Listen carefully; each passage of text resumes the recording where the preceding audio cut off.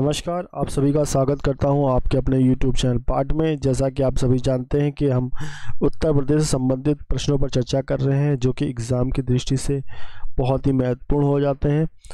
हमने पिछले वीडियो में देखा उत्तर प्रदेश का परिचय और आज हम बात करेंगे उत्तर प्रदेश के और अन्य चीज़ों पर, नदियों के बारे में, झील के बारे में, बांध के बारे में, ऋतुओं के बारे में। ठीक है, तो उससे संबंधित जितने भी प्रश्न बनते हैं तो उस पर चर्चा करते हैं। चलिए स्टार्ट करते हैं। पहला हम बात करेंगे उत्तर प्रदेश के प्रथम उत्तर प्रदेश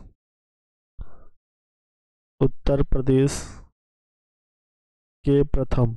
अब प्रथम कौन कौन से हैं, हम बात करने जा रहे हैं उत्तर प्रदेश के प्रथम। तो उत्तर प्रदेश के प्रथम महिला मुख्यमंत्री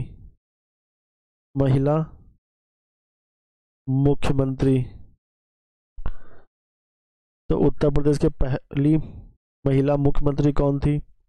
सुचेता कृपलानी जी। कौन थी? सुचेता कृपलानी। ठीक है। उत्तर प्रदेश की पहली महिला राज्यपाल कौन थी? श्रीमती सरोजनी नायडू जी। श्रीमती सरोजनी नायडू। प्रथम मुख्यमंत्री उत्तर प्रदेश के तो थे श्री गोविंद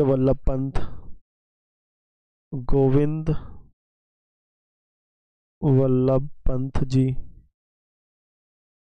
ठीक। अगर हम बात करें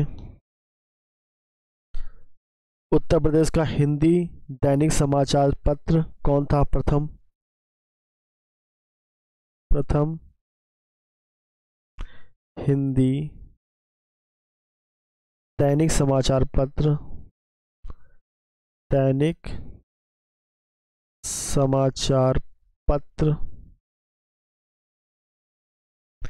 हिंदुस्तान कौन था? हिंदुस्तान का प्रकाशन जो है, प्रथम हिंदी दैनिक समाचार पत्र कौन था? हिंदुस्तान था। इसका प्रकाशन कब हुआ? 1887 ईस्वी में। कहाँ पर हुआ? प्रतापगढ़ में। कहाँ पर हुआ? प्रतापगढ़ में। जिसको कलंकार थे राजा रामपाल सिंह जी। ठीक है, कौन थे? राजा रामपाल सिंह जी थे।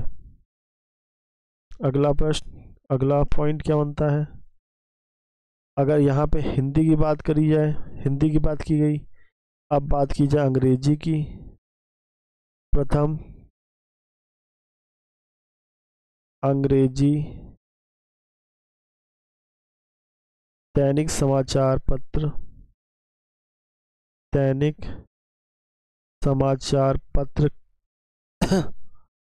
समाचार कौन था? दैनिक समाचार पत्र कौन सी थी? लीडर था। कौन था? लीडर। इसका प्रकाशन 1990 में हुआ। इसको किसने संपादित किया था? पंडित मदन मोहन मालवीय जी ने। पंडित मदन मोहन मालवीय जी ने कहाँ से? इलाहाबाद से। ठीक है।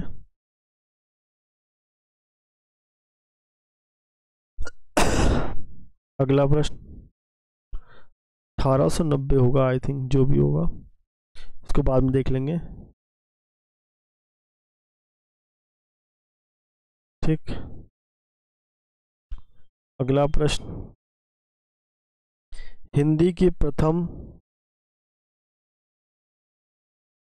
उत्तर प्रदेश में हिंदी की प्रथम गंभीर चिंतन निबंधकार, हिंदी की प्रथम गंभीर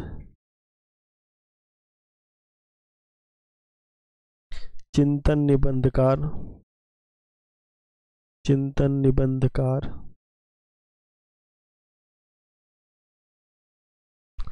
आचार्य रामचंद्र शुक्ल, आचार्य रामचंद्र शुक्ल जी, ठीक है, निबंधकार थे। प्रथम विश्वविद्यालय, उत्तर प्रदेश का प्रथम विश्वविद्यालय 1887 ईस्वी में इलाहाबाद में।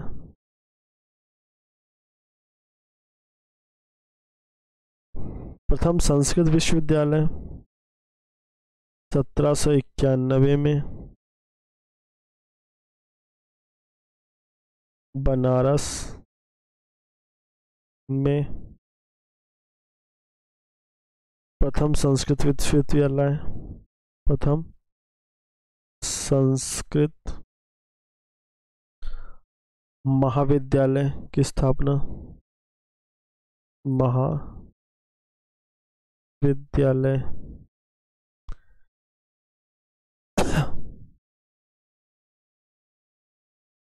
भारत में ये प्रथम आर्मी जो है उत्तर प्रदेश तथा भारत की प्रथम महिला ब्रिगेड कौन थी?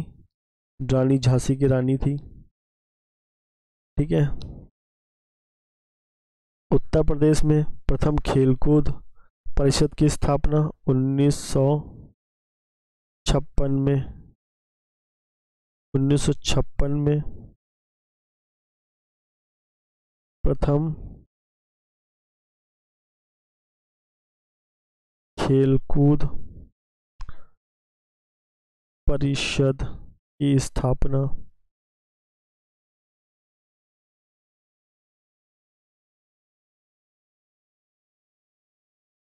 अगला प्रश्न, महिला वकील उत्तर प्रदेश की और भारत की। वकील प्रथम कार्नेलिया सोराबजी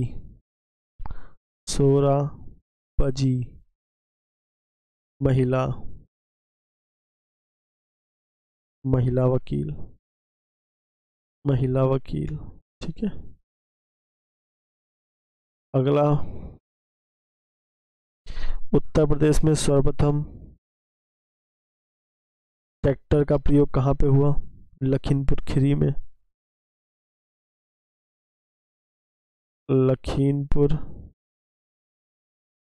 खीरी में 1904 में प्रथम ट्रैक्टर का प्रयोग हुआ। पहला ग्रामीण बैंक उत्तर प्रदेश का, ग्रामीण बैंक मुरादाबाद, ये उत्तर प्रदेश की बात हो रही है। और गोरखपुर,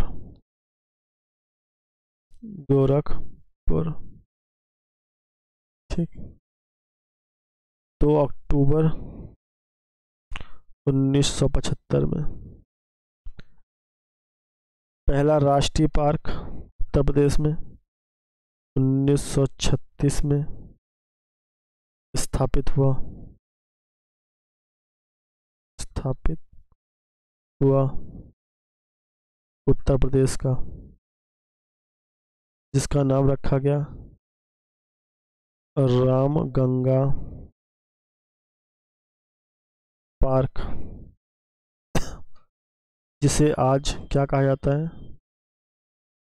कॉर्बेट नेशनल पार्क। और कॉर्बेट क्यों कहा जाता है? कॉर्बेट एक संस्था थी जो जंगली जानवरों को पकड़ने का कार्य करती थी। एक इसकी घटना है जो कि चाइना से एक बाघ भारत में प्रवेश करता है, उत्तर प्रदेश में रामगंगा पार्क में। और भारत में प्रवेश करने के दौरान वो भारत के रास्ते जब आता है, आते आते रामगंगा पार्क तक आता है, तो वह कई लोगों को मारता है, अपना शिकार बनाता है। और जब शिकार बनाता है, उस कारण से सरकार उसको पकड़ने के लिए, उसको जान से मारने के लिए इस संस्था के पास जाती है और इस संस्था को कहती है कि आप इस जानवर को किसी भी तरह से जिंदा या मुर्दा पकड़िए। जिस कारण से ये संस्था जो है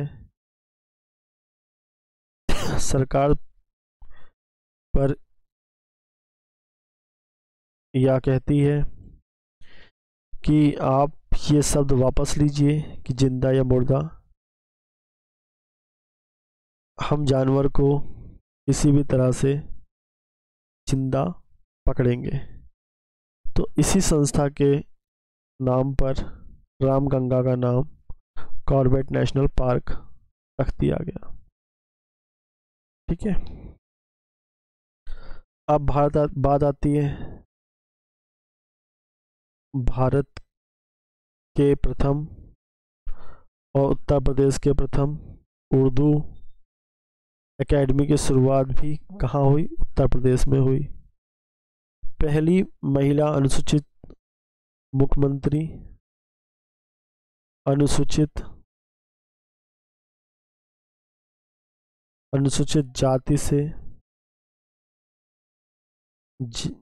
जाति से मुख्यमंत्री बनी सुश्री मायावती जी। सुश्री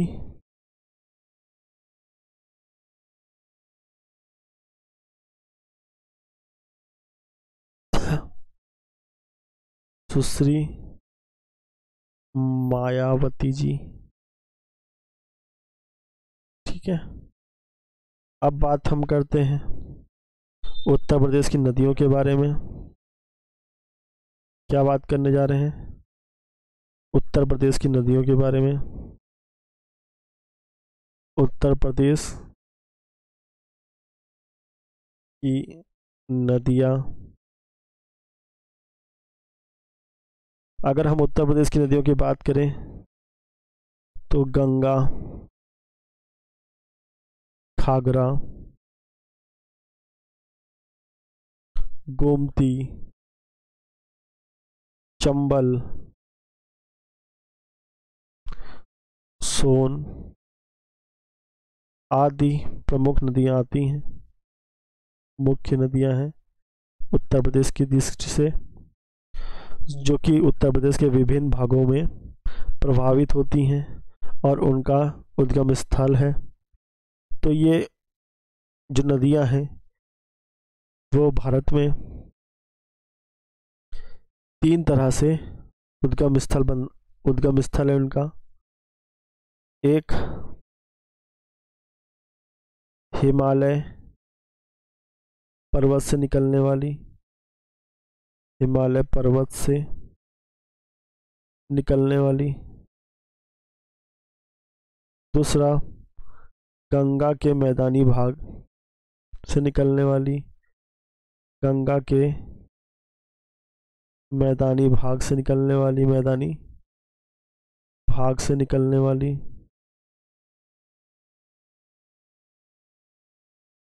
और तीसरा दक्षिण के पठार से निकलने वाली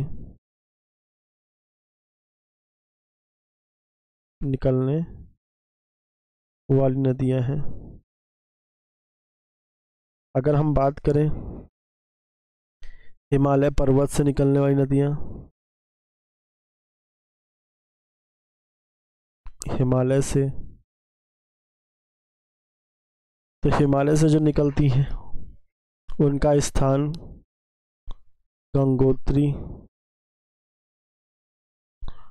गंगोत्री, गंगोत्री, यमुनोत्री,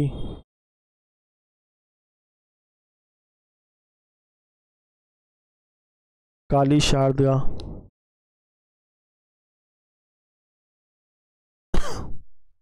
काली शारदा उद्गम स्थान है जो कि पूर्वोत्तर कुमायूं क्षेत्र का मिलाम या हिमनद और गंडक महा हिमालय से निकलती हैं।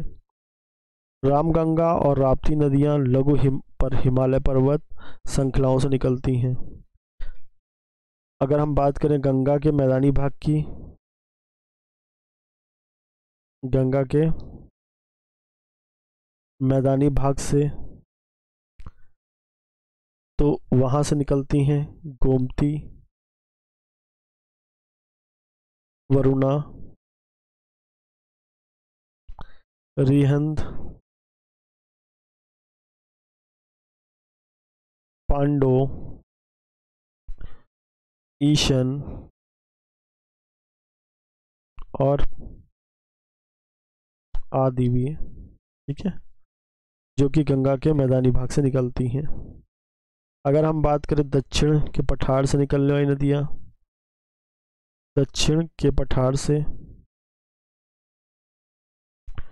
तो निकलती हैं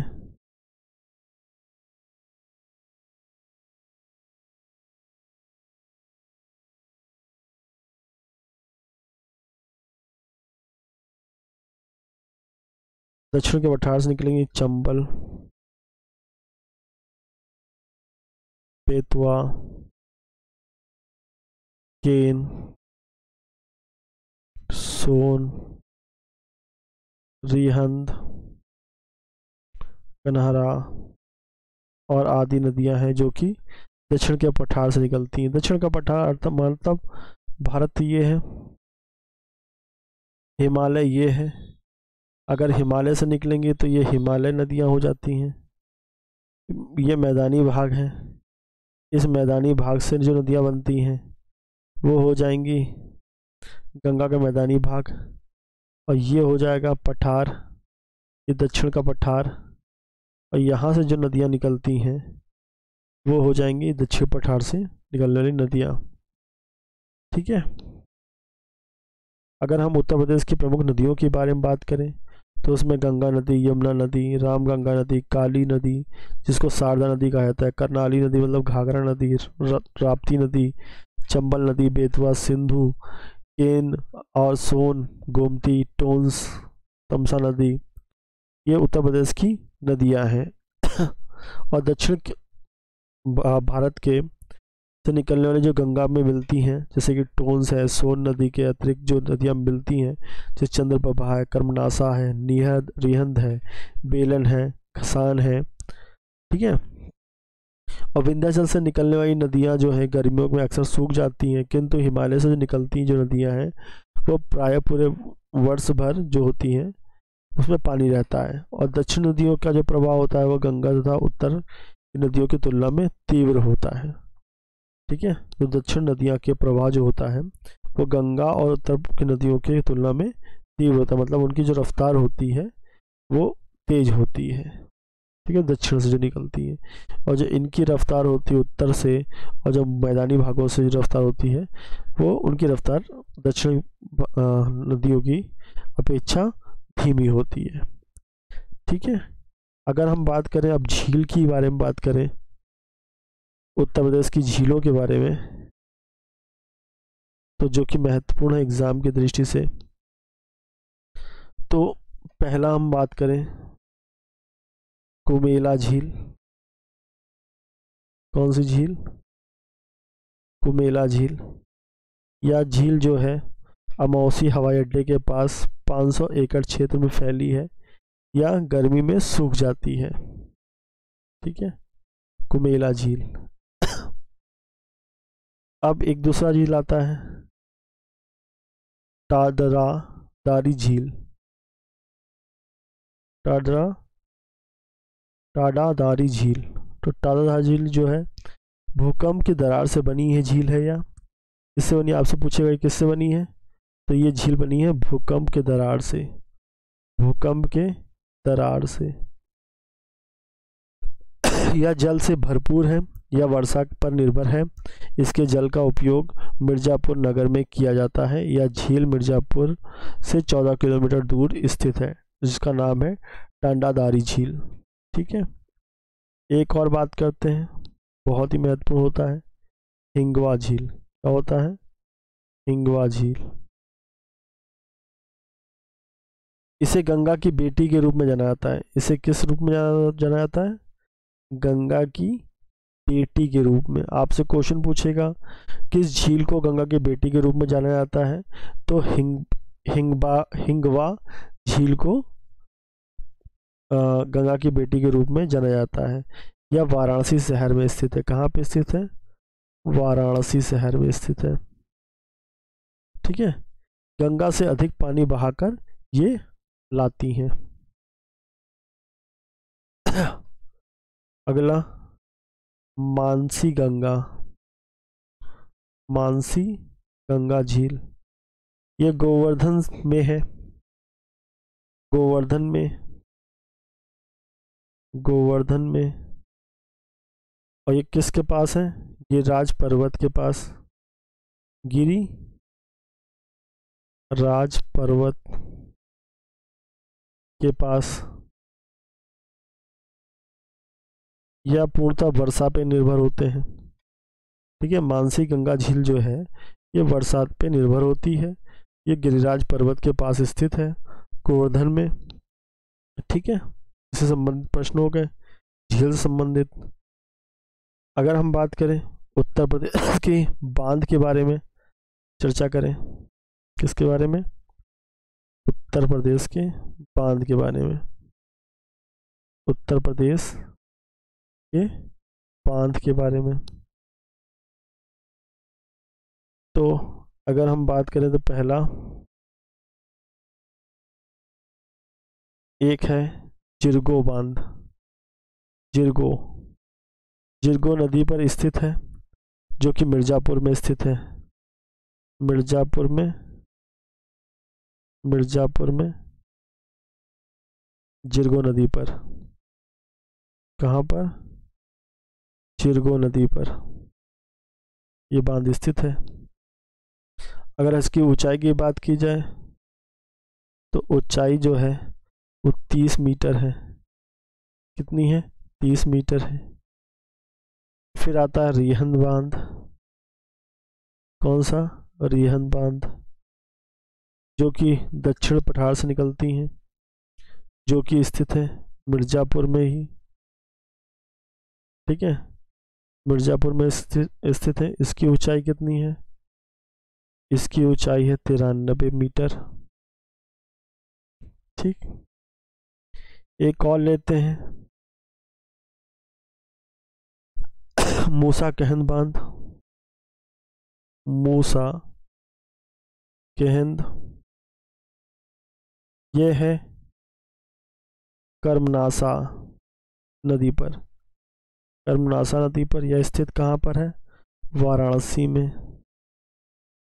वाराणसी में स्थित है, जो कि 34 मीटर की ऊंचाई पर है।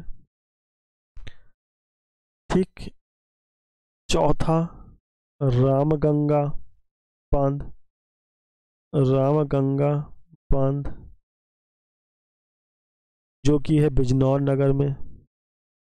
कहाँ पर है? बिजनौर नगर में। बिजनौर नगर के धामपुर में। बिजनौर नगर के धामपुर में रामगंगा बांध है, तो गंगा नदी पर है, स्थित है रामगंगा नदी पर। अगर इसकी ऊंचाई की बात की जाए तो 128 मीटर है इसकी ऊंचाई। कितनी है? 128 मीटर ऊंचाई है। एक और लेते हैं, माता टीला बांध। माता टीला बांध ये कहाँ स्थित है? बेतवा नदी पर स्थित है। बेतवा नदी ये कहाँ है? झांसी में है। बहुत खनन होता है इसी नदी पर, बेतवा नदी पर। ऊंचाई कितनी है? 46 मीटर है बेतवा नदी। अगला, रामगंगा काठी, रामगंगा, रामगंगा काठी बांध, काठी बांध। रामगंगा है तो इसका मतलब रामगंगा नदी पर स्थित है, रामगंगा नदी पर। और रामगंगा नदी बिजनौर नगर, बिजनौर नगर। इसकी ऊंचाई की बात की जाए तो 128 मीटर है, 128 मीटर। नहीं 128 मीटर नहीं है इसकी, इसकी है 71 मीटर। कितनी है? 71 मीटर है। अगला, मेजा बांध। कौन सा बांध? मेजा बांध। यह किस नदी में स्थित है? बेलम नदी पर। कहाँ पर? मिर्जापुर में। इसकी ऊंचाई 45 मीटर। क्या है? 45 मीटर है। ठीक है। इस तरह से उत्तर प्रदेश के जो महत्वपूर्ण बांध हैं वो खत्म होते हैं। ठीक। अगर आपको हमारे द्वारा किया गया प्रयास अच्छा लगा हो तो चैनल को लाइक करें, सब्सक्राइब करें और अपने दोस्तों के साथ शेयर जरूर करें। धन्यवाद।